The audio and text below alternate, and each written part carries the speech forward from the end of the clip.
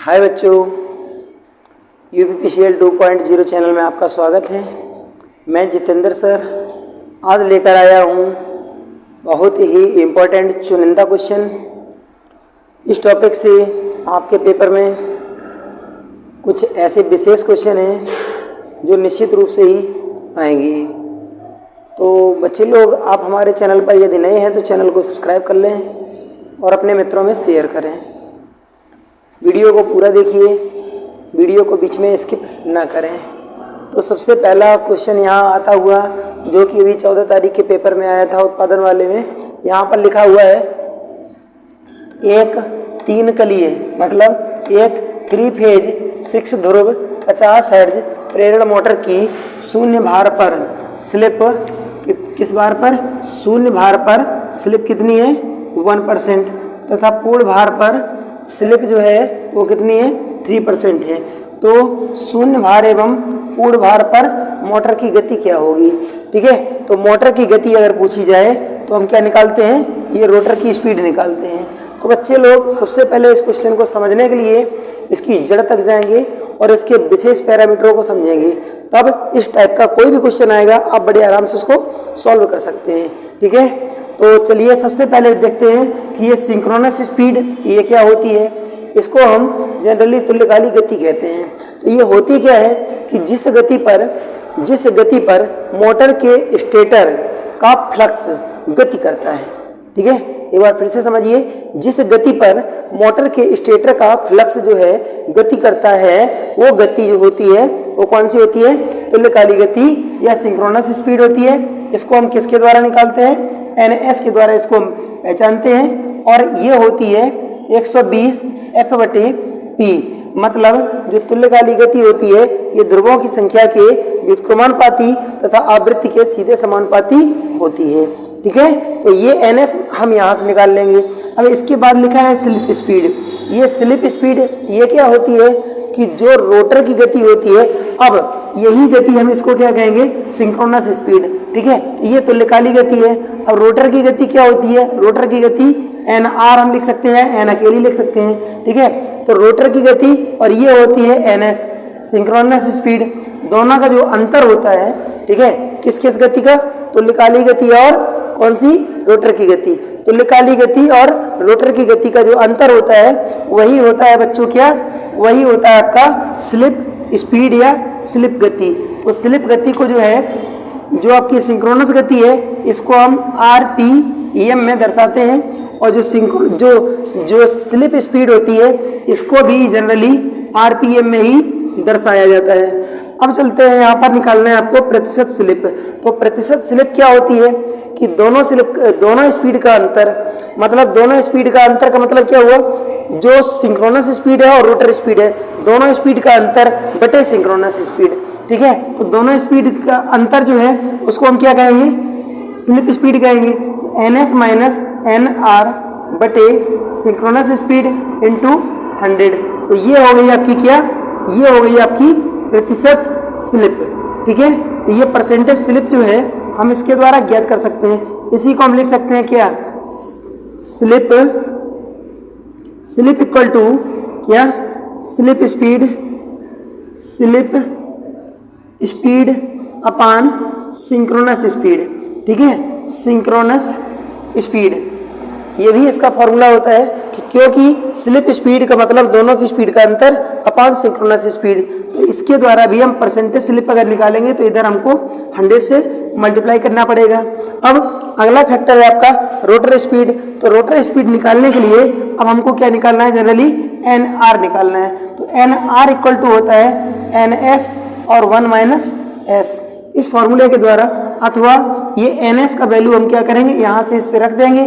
तो ये हो जाएगा आपका 120 F/P और 1 माइनस S। ये S क्या है? ये है आपकी स्लिप। यहाँ हम लिख सकते हैं 1 माइनस स्लिप। ठीक है, अब यहाँ क्या रखते हैं? परसेंटेज स्लिप रख देते हैं। तो इससे आपकी जो है रोटर की स्पीड निकलेगी और इसको हम किस में नापेंगे? RPM में जनरली देखते हैं। अब रोटर फ्रीक्वेंसी अगर हमको निकालना है तो रोटर फ्रीक्वेंसी को हम कैसे फाइंड करेंगे? जनरली कोई भी अगर मशीन का क्वेश्चन रहता है उसमें फ्रीक्वेंसी जरूर देता है, ठीक है। तो ये जो फ्रीक्वेंसी है ये कौन, इस फ्रीक्वेंसी को हम किस फ्रीक्वेंसी के नाम से जानते हैं? स्टेटर की होती है ये, ठीक है। ये स्टेटर फ्रीक्वेंसी होती है, हमको निकालनी है यहाँ पर क्या है? Rotor frequency. तो मतलब हमको एफ आर निकालना है। एफ आर इक्वल टू होता है एस इंटू एफ, ठीक है। अब इसको हम लोग क्या लिख सकते हैं? स्लिप, ठीक है। स्लिप, जो स्लिप होती है और गुणे क्या? फ्रीक्वेंसी, या स्लिप और फ्रीक्वेंसी, ठीक है।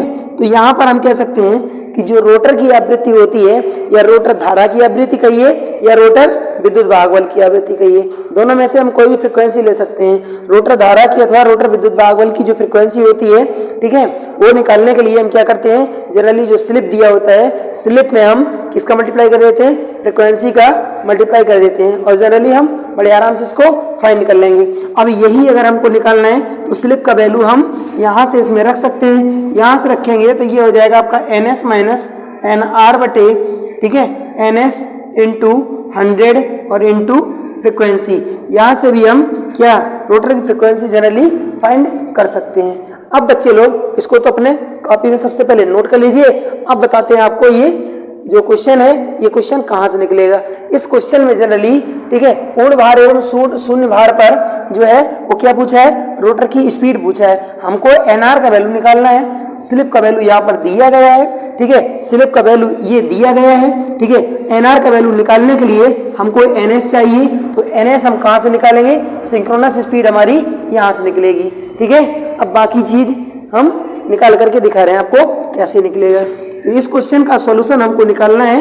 अब बड़े आराम से निकल जाएगा क्योंकि अब सब कुछ आपके पास हो गया है। चलिए, जनरली सबसे पहले हमको क्या निकालना होगा? सबसे पहले हमको आवश्यकता है किसकी? हमको निकालना है एनआर, रोटर की स्पीड निकालना है। किस पर? शून्य लोड पर, ठीक है, शून्य भार पर हमको रोटर की स्पीड निकालना है। तो यहाँ हमको रखना होगा एनएस, या हम इसी पर रख देंगे क्या? 120 एफ बटे पी 1 माइनस एस, ये स्लिप रख देंगे। तो यहाँ पर हमको लिखना होगा कितना? 120, फ्रिक्वेंसी का वैल्यू 50 बटे ध्रुवों की संख्या कितनी है? 6, ठीक है, ध्रुवों की संख्या 6, और ये हो जाएगा 1 माइनस, और स्लिप का वैल्यू हम किसके लिए निकाल रहे हैं? शून्य भार के लिए। तो शून्य भार के लिए स्लिप कितनी है?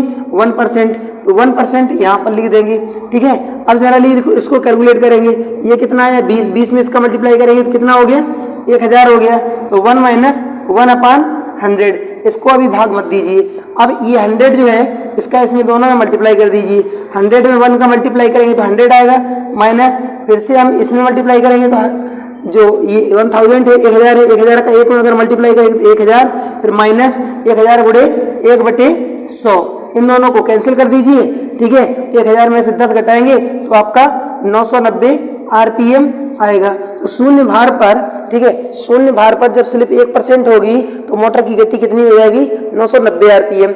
सेकेंड पार्ट इसका क्या होगा? सेकेंड पार्ट जब मशीन के ऊपर भार है, तो मशीन के ऊपर भार है तो ये NS इक्वल टू, अब हम यहाँ से डायरेक्ट निकाल सकते हैं क्योंकि आपने इस वाले पोर्शन को सॉल्व किया, आपका 1000 आ गया। तो हम यहाँ पर क्या करेंगे? NR हमको निकालना है, NR निकालना है, तो NS 1 माइनस S, ठीक है। तो यहाँ से हम लोग रख सकते हैं, यहाँ से हम लोग रख सकते हैं, क्या रखेंगे? इसका वैल्यू आपका 1000 आया था, और ये 1 माइनस हम कितना रख सकते हैं? 3%। अब हम 1000 का अंदर मल्टीप्लाई कर देंगे तो ये 1000 एकम 1000 और माइनस 1000 गुणे कितना? 3/% का मतलब बटे 100, 2 जीरो से 2 जीरो कैंसिल कर दीजिए। तो ये हो जाएगा आपका 1000 माइनस 30, तो ये हो जाएगा 970 आरपीएम। ये दोनों जो है ये आपके आंसर होंगे। शून्य भार पर जो गति होगी वो कितनी होगी? 990, और शून्य पूर्ण भार पर जो गति होगी वो कितनी होगी? 970। अगर दोनों का अंतर पूछेगा तो 20 आरपीएम का डिफरेंस निकलेगा। अब चलिए आगे, नेक्स्ट क्वेश्चन आपका क्वेश्चन नंबर 2। अपनी कॉपी पर इसको नोट कर लेना, बहुत बढ़िया क्वेश्चन है। ये क्वेश्चन पेपर में हमेशा आते जाते रहते हैं इस टाइप के क्वेश्चन, ठीक है। लेकिन एक सबसे बड़ी शिकायत है आप लोगों से, हमारे चैनल को आप लोग शेयर सब्सक्राइब नहीं कर रहे हैं। सबसे पहली बात तो हमारे चैनल को आप अपने मित्रों में ज़रूर शेयर कर दिया करें, और हम इतना मेहनत से एक एक वीडियो बनाते हैं, एक एक वीडियो बनाने में कम से कम 2-2 3-3 घंटा लग जाता है, तब ये वीडियो सेट हो पाता है। लेकिन आप लोग केवल अपना भला चाहते हैं। हम कह रहे हैं कि आप लोग केवल हमारे चैनल को केवल कम से कम अपने 2 मित्रों में ज़रूर शेयर कर दिया करें। जब शेयर करेंगे तो हमको भी थोड़ा सा अच्छा लगेगा, तो आपका तो काम हो ही रहा है। ठीक है, आपके लिए मेहनत करते हैं। सिलेक्शन तो हमने कह दिया कि पक्का हम दिलवा करके ही रहेंगे। ठीक है, 1 तारीख से आपका नया बैच चालू हो रहा है और ये बैच निःशुल्क रहेगा। 1 तारीख से ऑफलाइन बैच भी नया चालू हो रहा है। नया बैच इवनिंग में स्टार्ट होगा, इवनिंग में 4 बजे से 6 बजे तक ऑफलाइन भी बैच चलेगा। और ऑनलाइन जो है वो हम आपको कंटिन्यू आपको 5 से 6 बजे के बीच में आपको कंटिन्यू वीडियो मिलेगा जो कि निःशुल्क रहेगा। ठीक है, और उसमें हम चैप्टर नंबर 1 से आपको पढ़ाना चालू करेंगे और कंटिन्यू आपको सब कुछ पढ़ाएंगे। ठीक है, तो आप दूर दराज के क्षेत्र के हैं और ज़्यादा पैसा खर्च नहीं कर सकते हैं, तो मेरे बच्चे कम से कम अपने मित्रों में हमारा वीडियो एक एक वीडियो शेयर तो कर सकते हैं। ठीक है, मैं आपको गारंटी के साथ कह रहा हूँ, बता रहा हूँ कि इतना अच्छा पढ़ा दूंगा, शायद ये कि आप कहीं पढ़ पाएंगे। ठीक है, तो प्रत्येक क्वेश्चन को हम यहाँ बारीकी से बता देते हैं। एक क्वेश्चन के ऊपर सब कुछ आपको बताएंगे।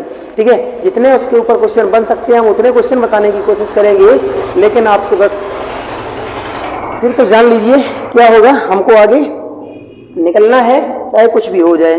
ठीक है, नेक्स्ट क्वेश्चन यहाँ पर आता हुआ कि डीसी लिंक, ये भी क्वेश्चन आया था कि डीसी लिंक के बारे में क्वेश्चन आया था और यहाँ पर पूछ दिया गया था कि डीसी लिंक का एक क्वेश्चन आया था डायरेक्ट ही, और एक क्वेश्चन पूछा गया था, ये पूछा गया था क्वेश्चन निम्न में से कौन सा डीसी लिंक नहीं है। एक क्वेश्चन ये आया था। दूसरा क्वेश्चन जो पूछा गया था, डीसी लिंक का चित्र दिया गया था और पहचानना था। ठीक है, तो हम आपको पूरी पहचान बता रहे हैं डीसी लिंक। ठीक है, तो डीसी जो लिंक होते हैं ये जनरली कितने प्रकार के होते हैं? डीसी लिंक, ठीक है, जनरली होते हैं 3 प्रकार के। ठीक है, अब ये डीसी लिंक का यूज किसमें किया जाता है? तो डीसी लिंक का यूज जो है, ठीक है, इसका यूज किया जाता है किसमें? उच्च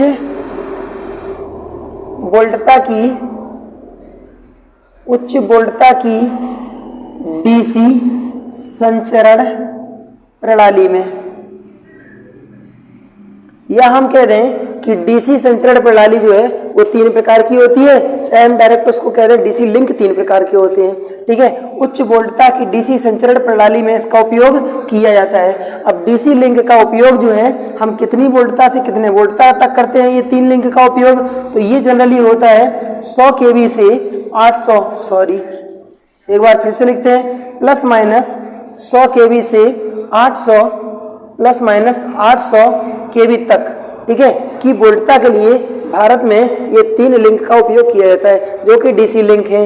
अब जनरली डीसी लिंक 3 प्रकार की होती है। सबसे पहली लिंक जो होती है उसको जानते हैं मोनोपोलर के नाम से।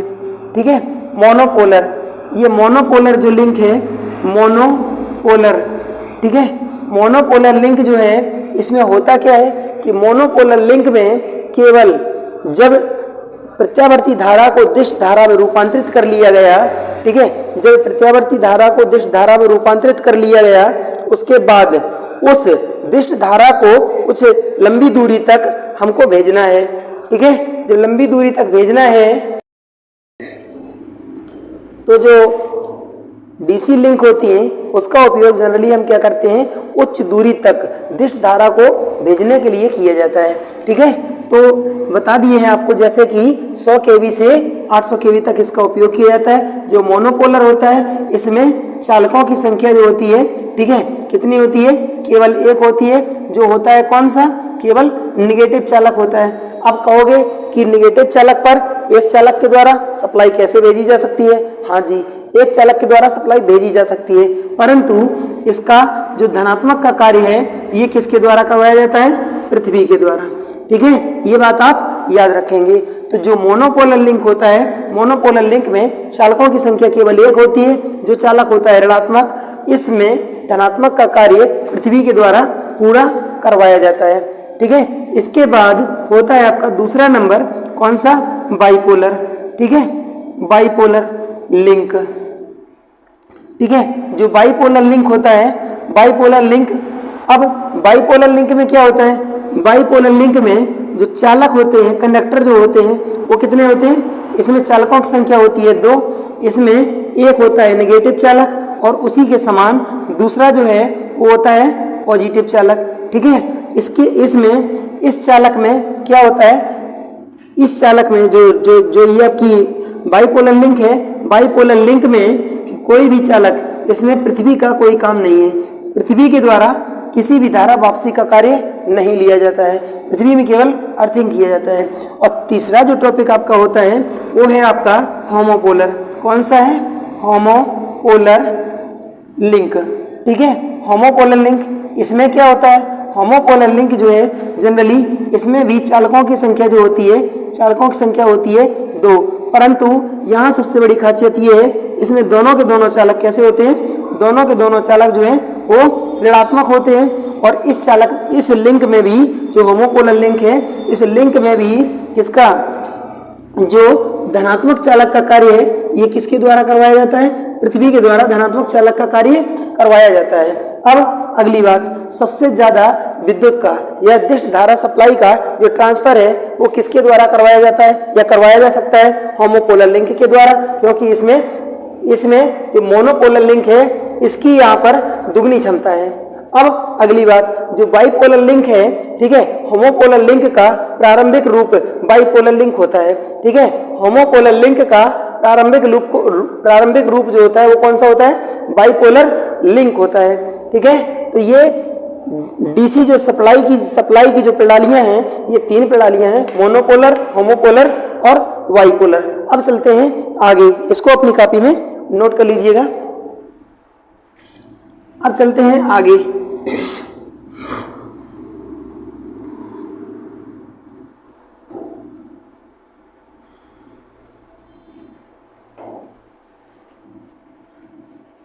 इसमें क्या होता है कि 3 फेज की एसी सप्लाई को, ठीक है, 3 फेज की एसी सप्लाई जो है इसको किस में रूपांतरित किया जाता है, डीसी सप्लाई में रूपांतरित किया जाता है। ठीक है, इसके बाद होता क्या है कि यहाँ पर लगाई जाती है लिंक। ठीक है, लिंक स्थापित की जाती है। इसके बाद डीसी सप्लाई को पुनः 3 फेज एसी सप्लाई में रूपांतरित कर दिया जाता है।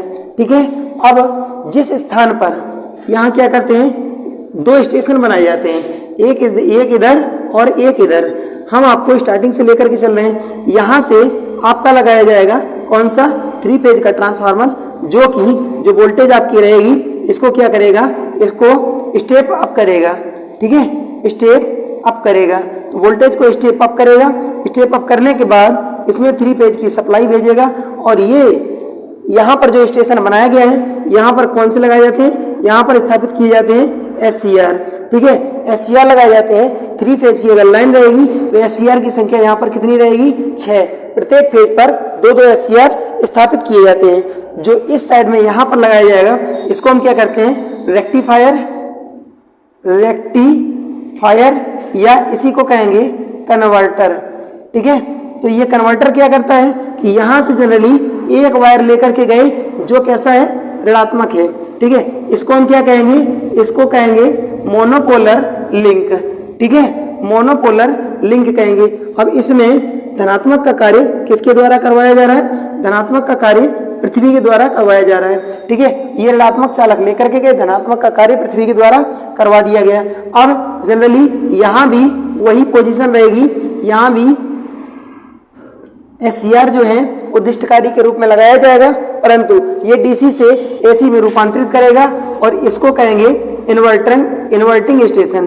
ठीक है, इन्वर्टिंग स्टेशन। इसके बाद यहाँ से क्या होगा, यहाँ से पुनः यही सप्लाई निकलेगी और ये 3 फेज का ट्रांसफार्मर लगा करके और ये 3 फेज की सप्लाई यहाँ से प्राप्त हो जाएगी और उसके बाद आगे वितरित कर दी जाएगी। अब रही बात ये हो गया तुम्हारा मोनोपोलर। ठीक है, इस पोजीशन में मोनोपोलर का चित्र आ सकता है पेपर में, और आया भी था इसी में, जेई वाले में। अब इसके बाद क्या होता है, अगर हमको बाइपोलर बनाना है तो ये जो अर्थ किया गया है इसको हटा लिया जाएगा और इसको आपस में डायरेक्टली जोड़ दिया जाएगा।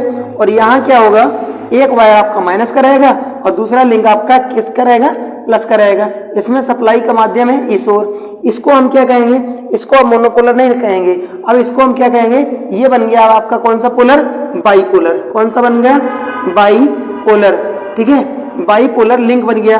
अब बाइपोलर लिंक में दो चालक रहेंगे, एक धनात्मक और एक ऋणात्मक। अगली कंडीशन में जब यहाँ पर दोनों के दोनों चालक, ये चालक और ये चालक, दोनों चालक नंबर 1 चालक नंबर 2 दोनों चालक ऋणात्मक हो जाते हैं, तो इसी को कहा जाता है होमोपोलर, ठीक है, लिंक। समझ गए बात? तो ये होमोपोलर लिंक है।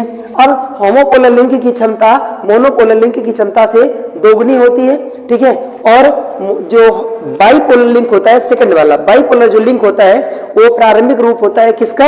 होमोपोलर लिंक का। बात समझ में आई? ठीक है। यहाँ से 3 फेज की सप्लाई प्रदान करेंगे, 3 फेज की सप्लाई प्रदान करेंगे। ये लगा हुआ है आपका कन्वर्टर, ये क्या करेगा? ये डीसी सप्लाई में इसको रूपांतरित करेगा। यहाँ पर डीसी सप्लाई आपकी है, ये डीसी सप्लाई से इन्वर्टिंग स्टेशन है, तो इन्वर्टिंग स्टेशन डीसी सप्लाई को एसी सप्लाई में रूपांतरित कर देता है। मेरे बच्चे, जो इन्वर्टर होता है वो डीसी सप्लाई को एसी सप्लाई में रूपांतरित करता है, और कन्वर्टर जो होता है वो एसी सप्लाई को डीसी सप्लाई में रूपांतरित करता है। ठीक है, लिंक की बात समझ में आई। अब चलते हैं हम आगे।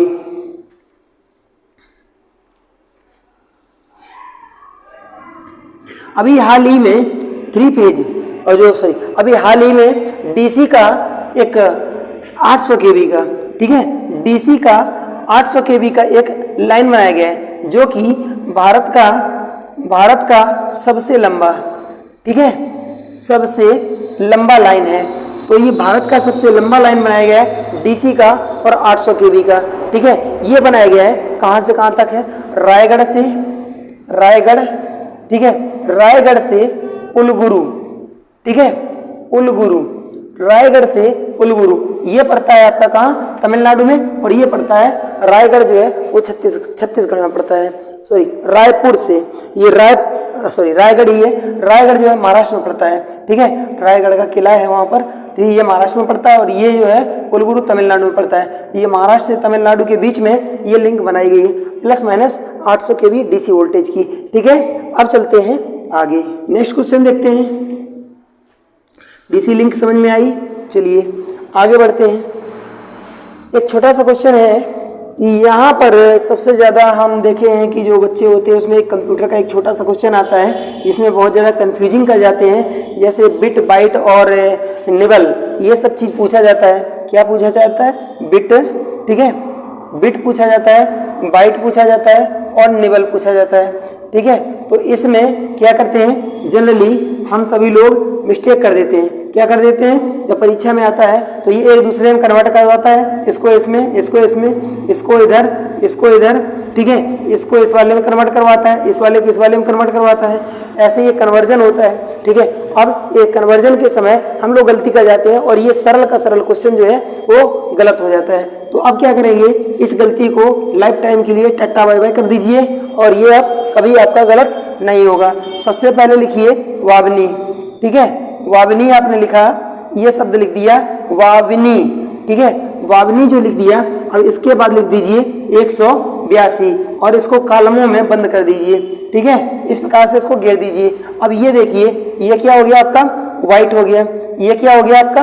विट हो गया। और ये क्या हो गया आपका? निबल हो गया, ठीक है, ये हो गया निबल। यहां से आपको संबंध पता चल रहा होगा, 1 बाइट बराबर निबल की संख्या 2, ठीक है, 1 बाइट बराबर निबल की संख्या 2, 1 बाइट बराबर बिट की संख्या 8। अब आगे चलते हैं, इन दोनों को कैंसिल कर सकते हैं। इन दोनों को कैंसिल करेंगे, 2 से दोनों कैंसिल हो जाएंगी, तो ये हो जाएगा 4 और ये हो जाएगा 1। एक निबल में कितने बिट हैं? एक निबल में बिट की संख्या 4, या 4 बिट में निबल की संख्या कितनी? 1, ठीक है। 8 बिट में निबल की संख्या कितनी? 2। समझ में आई बात? ठीक है, इसको बहुत बढ़िया से कॉपी पे नोट कर लेना। और ये कन्वर्जन आता है हमेशा पेपर में, जो जनरली हम सब लोग गलत कर देते हैं, इसको टट्टा बाय बाय कर दीजिए हमेशा के लिए। चलिए नेक्स्ट क्वेश्चन यहाँ है,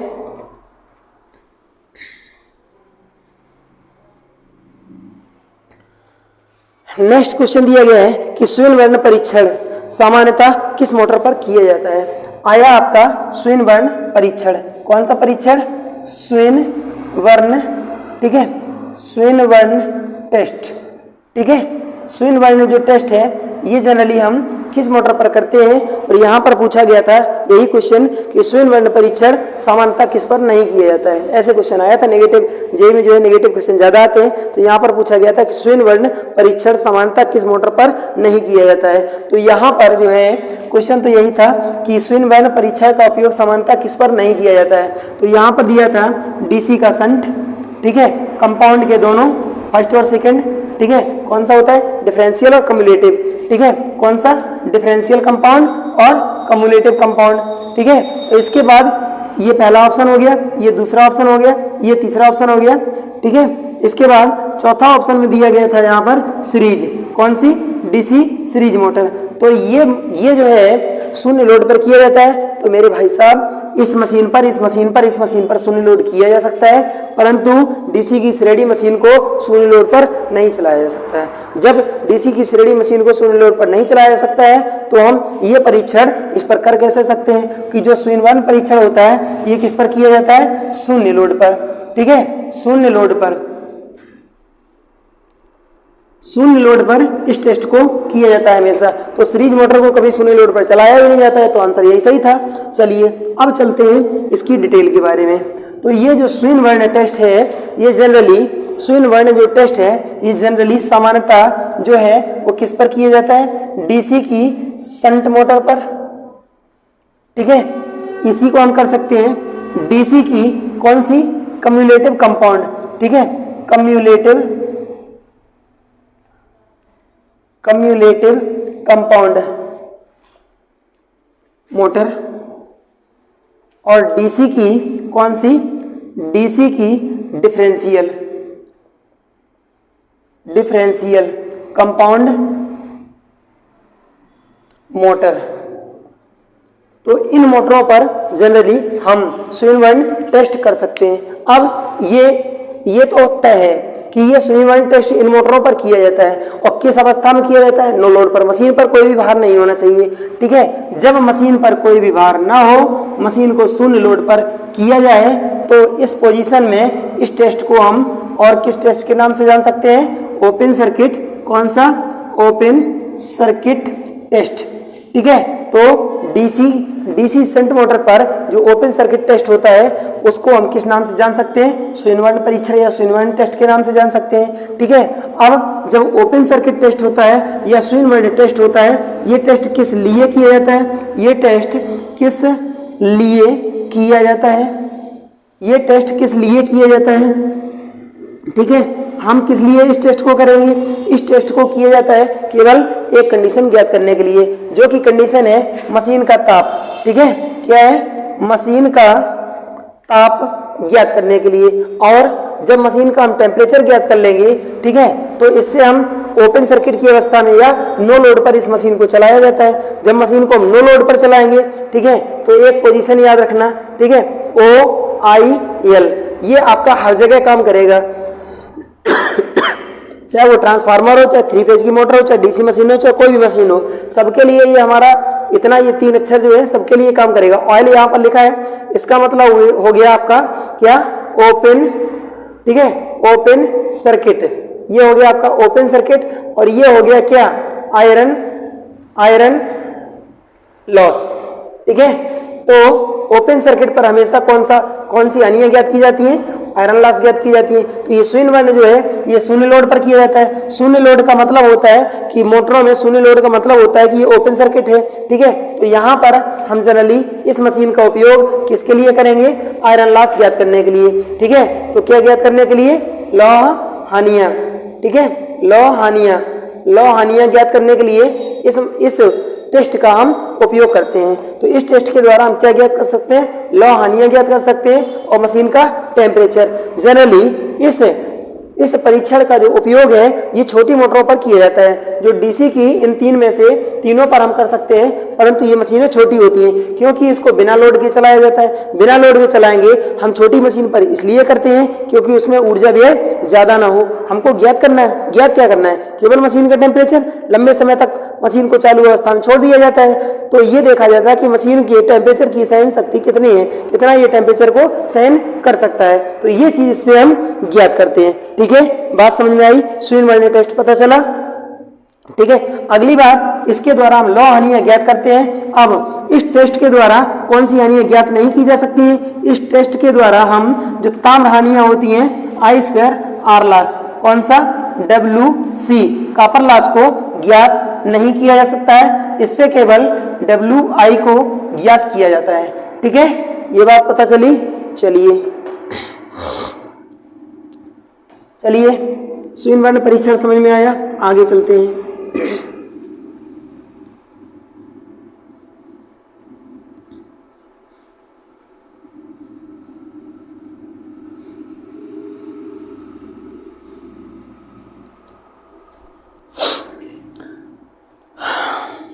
नेक्स्ट क्वेश्चन परीक्षा में आया हुआ था कि एक साधारण लैंप, ठीक है, एक साधारण लैंप की तुलना में एलईडी में कितनी ऊर्जा की बचत होती है जब दोनों का ज्योतिमान या प्रकाश लेवल एक समान हो। ठीक है, जब दोनों का, एक है आपका क्या? लैंप, और दूसरी क्या है? एलईडी। ठीक है, दोनों का क्या? जो प्रकाश की क्षमता है, ठीक है, प्रकाश क्षमता है, ये क्या है? एक समान है ना, एक समान है। तो प्रकाश की क्षमता एक समान होने पर, ठीक है, प्रकाश की क्षमता एक समान होने पर, क्वेश्चन को एक बार फिर से सुनिए, एक साधारण लैंप की तुलना में एलईडी में कितनी ऊर्जा की बचत होती है जब दोनों का ज्योतिमान प्रकाश लेवल समान हो। ठीक है, ज्योतिमान या प्रकाश लेवल एक समान हो या प्रकाश की क्षमता एक समान हो, तो दोनों में जो ऊर्जा है उसकी कितनी बचत होती है। ठीक है, इसमें अगर इस वाले में अगर आपकी 100 वाट की एनर्जी व्यय हो रही है, ठीक है, तो यहाँ पर केवल 40, ठीक है, कितनी? केवल 40 की, मतलब 40 का उपयोग होगा। तो हमारे कहने का मतलब है कि इसमें दोनों में डिफरेंस कितना निकला? 60 का। अगर हम लैंप और ये एलईडी दोनों का उपयोग कर रहे हैं, दोनों का प्रकाश अगर समान है, ये दोनों के दोनों अगर समान प्रकाश अगर उत्पादित कर रहे हैं, ठीक है, दोनों के दोनों समान उत्पादित कर रहे हैं, तो लैंप की अपेक्षा एलईडी से कितने % ऊर्जा की बचत होती है? 60% ऊर्जा की बचत होती है। ठीक है, चलिए ये क्वेश्चन फाइनल हो गया। अब जनरली एक दो क्वेश्चन यहाँ और भी है इसके अलावा। जैसे मान लीजिए कि जो लैंप है, कौन सा लैंप? इनकंडेंसेंट लैंप, इसको हम और किस नाम से जानते हैं? साधारण लैंप जो सूर्य लैंप वगैरह होते हैं, इन्हीं को इनकंडेंसेंट लैंप, गरीब के घर की रसोई, ठीक है, गरीब के घर की रसोई का लैंप, साधारण लैंप, ठीक है, या फिर फिलामेंट लैंप के नाम से जानते हैं। और इसका जो पावर फैक्टर होता है, ये जनरली कितना होता है? इकाई होता है। इसको शुद्ध प्रतिरोधी परिपथ माना जाता है। जो शुद्ध प्रतिरोधी परिपथ होते हैं, उनका शक्ति गुणक जो होता है वो कितना होता है बच्चे? इकाई होता है। ठीक है, और जो लैंप होता है, साधारण लैंप, फिलामेंट लैंप जो होता है, उसका जो एलिमेंट होता है वो टंगस्टन का बना हुआ होता है। ठीक है, अब बात करते हैं एलईडी की। ठीक है, एलईडी जो होता है ये प्रकाशोत्पादक डायोड होता है। ठीक है, और ये गैलियम आर्सेनाइड के द्वारा और या फिर गैलियम फास्फाइड के द्वारा, ठीक है, गैलियम आर्सेनाइड के द्वारा या गैलियम फास्फाइड के द्वारा बनाया जाता है। एलईडी 4 रंगों में बनाया जाता है। ठीक है, लाल, हरा, नीला और पीला। लाल, हरा, ठीक है, रेड, ग्रीन, येलो, ब्लू, लाल, हरा, पीला और नीला, ये 4 रंग में बनाया जाता है। एलईडी का पूरा नाम होता है लाइट इमिटिंग डायोड। एलईडी का जो संकेत चिन्ह होता है वो कुछ इस प्रकार से होता है। ये भी परीक्षा में पूछा गया है, ये एनोड और ये कैथोड। एक क्वेश्चन और इसी जेईई के पेपर में आया है, एससीआर का जो क्वेश्चन था, ठीक है, इस हिसाब से इसमें ये टर्मिनल पूछे गए थे कि एससीआर में कौन कौन से टर्मिनल होते हैं, चित्र नहीं दिया गया था। तो ये होता है बच्चे एनोड, ये होता है कैथोड और ये होता है गेट। ठीक है, तो ये एनोड, कैथोड और गेट होते हैं एससीआर में, और इसमें एनोड और कैथोड होते हैं एलईडी में केवल।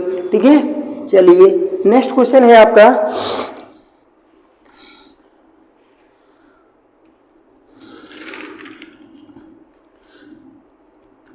ये क्वेश्चन दिया गया है कि निम्न में किस चालक की थर्मल चालकता निम्न है या न्यून है। तो किस चालक की थर्मल चालकता निम्न है।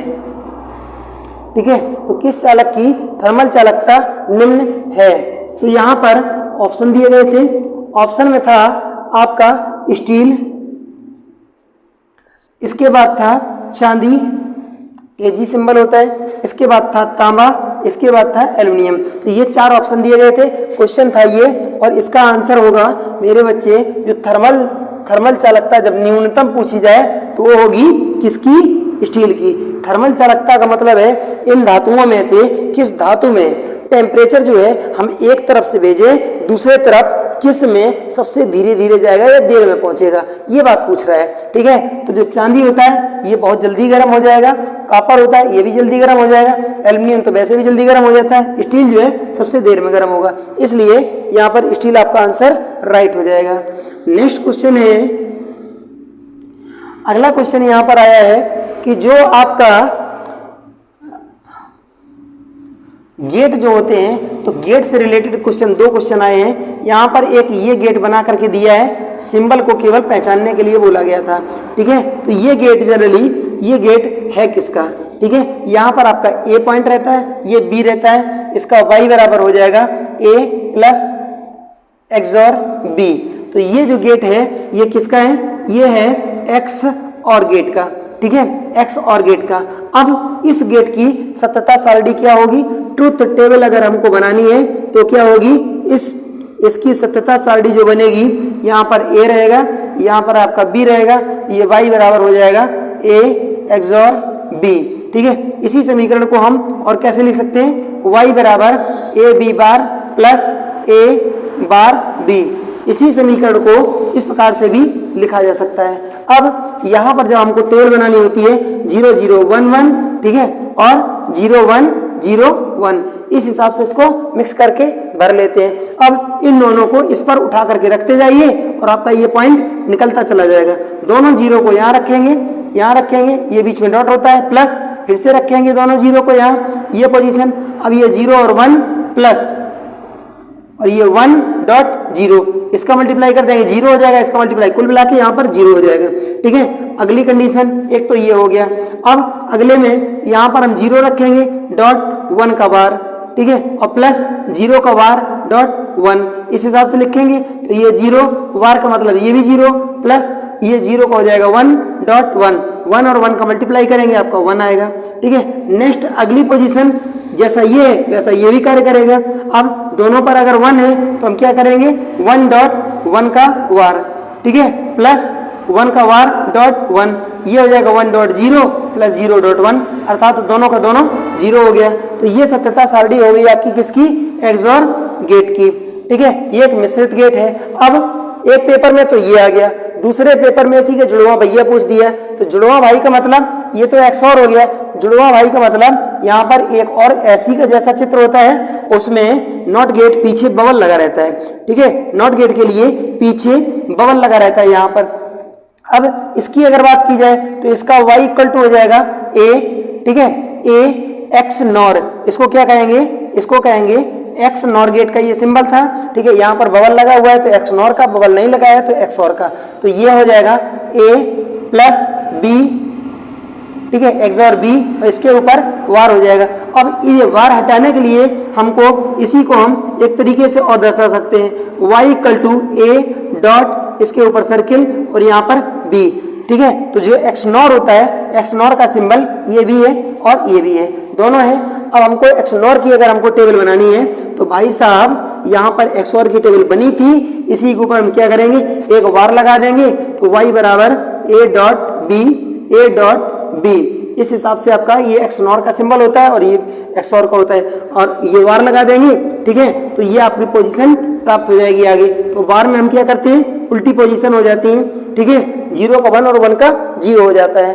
तो ये नीचे जो है एक्स नॉर, तो ये अब वर्तमान में एक्स नॉर की सत्यता सारणी बनी। अगर ये पीछे वाला हटा लोगे तो एक्स नॉर की सत्यता सारणी हो जाएगी। ठीक है, बात समझ में आई?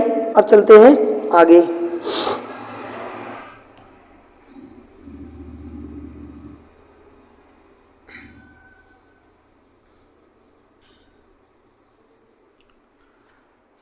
नेक्स्ट क्वेश्चन यहाँ पूछा गया है कि सामान्यतः मोटर का जीवन काल दुगना करने के लिए हम तापमान कितना घटाएंगे? ये क्वेश्चन कुछ नया सा लग रहा है कि सामान्यतः मोटर मोटर का जीवन काल दुगना करने के लिए हम तापमान को कितना घटाएंगे। तो जो मोटरें होती हैं कि मोटरों का चलाते समय उनका टेम्परेचर बढ़ता है, तो उस टेम्परेचर को कितना रिड्यूस कर दिया जाए, माइनस कर दिया जाए कि उसका जीवन काल, ठीक है, उनका जीवन काल कितना हो जाए, 2 गुना हो जाए। ठीक है, जीवन काल जो जीवन है मशीनों का ये कितना हो जाए, 2 गुना हो जाए।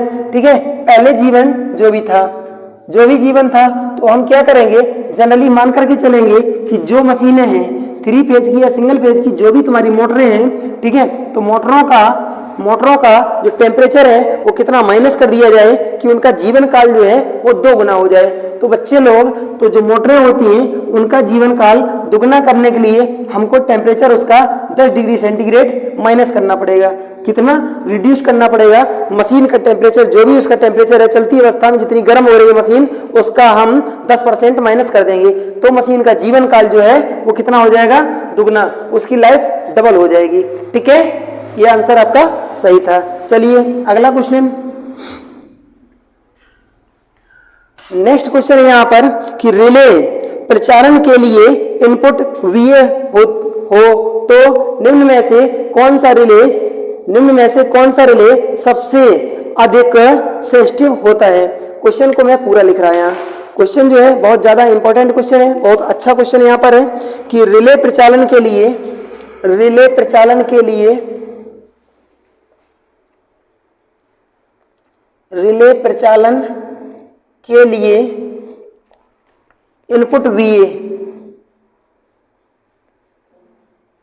इनपुट VA, एक बात याद रखना, जो रिले होता है इसकी ये रेटिंग भी होती है वोल्ट एम्पियर। ठीक है, हो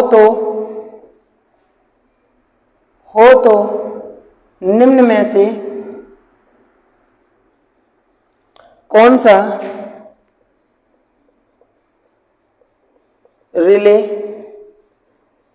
सेंसिटिव होगा।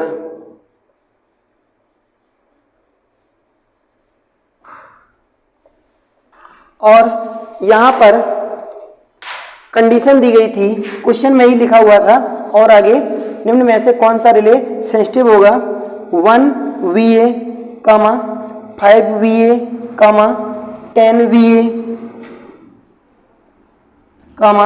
20 VA, इस हिसाब से इसमें लिखा हुआ था। तो ये चाहे ऑप्शन मान लो, ये क्वेश्चन में ही था।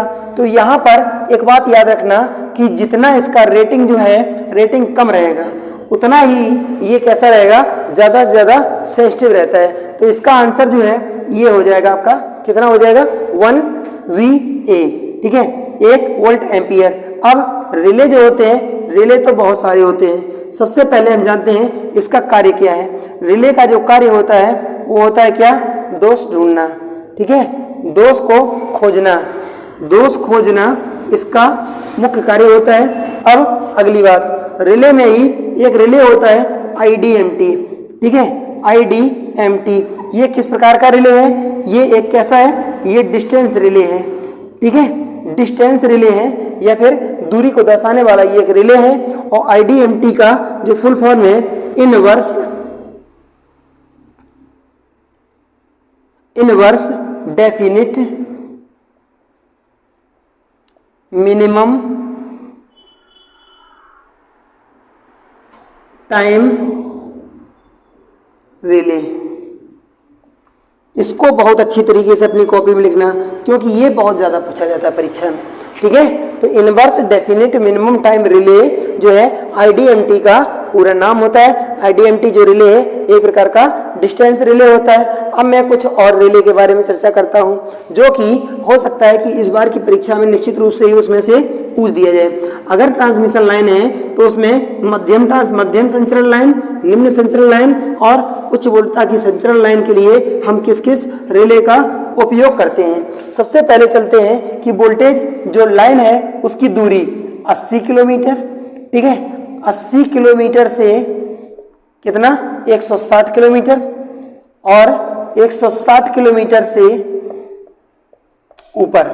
ठीक है, इतनी दूरी के लिए हम जनरली, तो इसमें किस दूरी को हम किस लाइन के नाम से जानेंगे, तो ये है निम्न दूरी की संचरण लाइन। ठीक है, संचरण लाइन। और ये क्या है, ये हो गई तो फिर मध्यम, ठीक है। ये अगर निम्न है तो ये मध्यम होगी, तो ये क्या होगी, ये उच्च होगी। हाई ट्रांसमिशन लाइन कौन सी, हाई डिस्टेंस के लिए, तो ये मध्यम दूरी के लिए होगी, ठीक है, और ये उच्च दूरी के लिए होगी। अब क्या करना है, हम किस दूरी के लिए किस रिले का उपयोग करते हैं, तो ये हम जनरली इस फॉर्मूले के द्वारा इनको याद रखते हैं, ठीक है। SRMILOM, इसको पढ़ना चाहें तो हम पढ़ सकते हैं सर्मिलम, ऐसे इसको पढ़ सकते हैं। अब हमको देखना है शॉर्ट लाइन के लिए आर का हमने उपयोग किया, तो रिले जो है, ठीक है, इसमें रिले कौन कौन से लगेंगे। शॉर्ट लाइन के लिए जनरली हम किस रिले का उपयोग कर रहे हैं, शॉर्ट लाइन के लिए हमको किस रिले का उपयोग करना है, आर लिखा है तो ये रिएक्टेंस रिले होगा। कौन सा रिले होगा, रिएक्टेंस, ठीक है, रिएक्टेंस। और रिएक्टेंस को ही हम क्या कहते हैं, प्रतिघात कहते हैं, ठीक है, प्रतिघात रिले का उपयोग किया जाएगा। अब इसके बाद मीडियम के लिए हम इंपीडेंस रिले का यूज करते हैं। इंपीडेंस क्या होता है, ये होती है प्रतिबाधा, ठीक है, तो प्रतिबाधा रिले का उपयोग करेंगे। अब अगला है LOM, तो लॉन्ग ट्रांसमिशन लाइन है, इसके लिए हम जनरली MHO रिले का उपयोग करते हैं, ठीक है। तो मध्यम दूरी के लिए कौन सा, रिएक्टेंस रिले, इसको हम X के नाम से जानते हैं, ठीक है। मध्यम दूरी के लिए प्रतिबाधा रिले, इसको हम Z के नाम से जानते हैं, ठीक है।